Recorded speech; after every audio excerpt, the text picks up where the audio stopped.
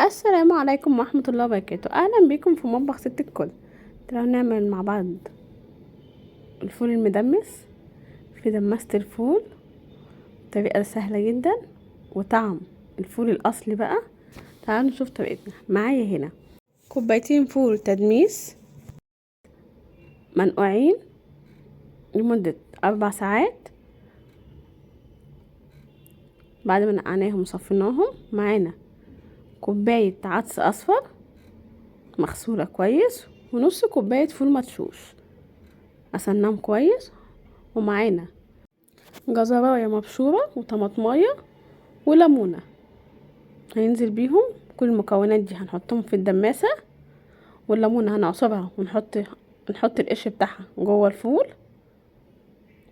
بعد كده هنكون مجهزين مية مغلية هننزل بيها لحد ما نغطي الفول كله.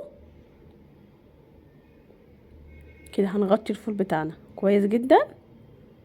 بعد ما نغطي الفول هنجيب ورقة فويل وهنقفل على الفول كويس جدا، وهنحطه يغلي على النار. هنسيبه يغلي على النار لمدة نص ساعة. اول ما يغلي هنهدي عليه النار، هنحطه على نار هادية. اهم حاجة في الفول ان هو على نار هادية جدا. بعد ما يغلي هنحطه على اصغر عين على البوتاجاز ونهدي عليه النار لمدة نص ساعة. معايا هنا بقى السخان بتاع الفول. انا ده بجيبه من اي محل ادوات منزلية، ده مخصص اصلا للفول. بتحطي عليه لما بتحطي الفول نص ساعة على النار، بعد كده بتحطي الفول عليه وتسيبيه بقى يستوي براحته. هو بيسيبه يستوي وبيطلع لك فول احلى من اللي بتشتريه واحلى من المحلات، ويبقى خلي طعمه تحفة بجد. جربوا الطريقة دي هيعجبكم جدا. اعملوه في الدماسة وعلى سخان الفول وهتلاقي طعم فول مفيش احلى من كده. هحطه بقى على السخان وهسيبه لمدة 6 ساعات.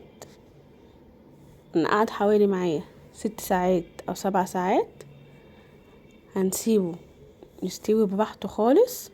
اهم حاجة ان احنا كل فترة نتأكد من مقدار المية، عشان لو حسينا ان هو محتاج مية نزود له. بصوا شايفين بسم الله ما شاء الله. انا فتحت عليه بعد 6 ساعات. بصوا ما شاء الله الفول استوى ودايب بسم الله ما شاء الله جميل جدا. ولو مش متاح عندنا سخان الفول هنحطه على اصغر عين على البوتاجاز ونهدي النار خالص وهنسيبه يستوي براحته. كده دمسنا الفول. هنسيبه بقى يبرد خالص، نشيله من على السخان.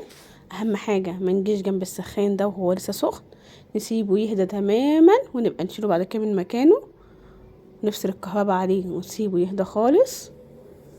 الفول بعد ما سبته يبرد انا بقى هشيل جزء في علبة نخليه في التلاجة للفطار لأي وجبة عايزين تاكلوا فول، وهخزن منه الأكياس دي في الفريزر.